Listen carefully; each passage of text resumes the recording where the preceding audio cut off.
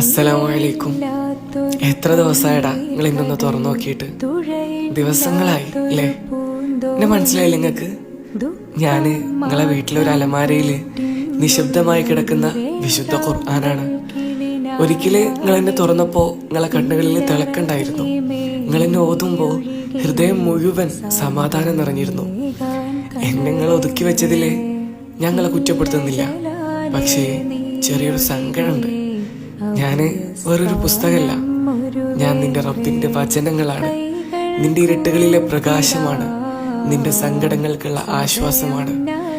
നീ വിഷമത്തോടെ ഉറങ്ങാത്ത രാത്രികളില് ഞാൻ നിന്നെ ആശ്വസിപ്പിക്കാൻ കാത്തിരിക്കുന്നുണ്ട്. നീ സന്തോഷത്തോടെ ചിരിക്കുന്ന ദിവസങ്ങളില് പടച്ചവനോട് നന്ദി പറയാനും ഞാൻ നിന്നെ ഓർമ്മിപ്പിക്കും. എന്നെ നിങ്ങളൊന്ന് തുറക്കണം, ഒന്ന് ഓതണം. ഒരുപാടൊന്നും വേണ്ട, ഒരായത്ത് മതി, ഒരു പേജ് മതി.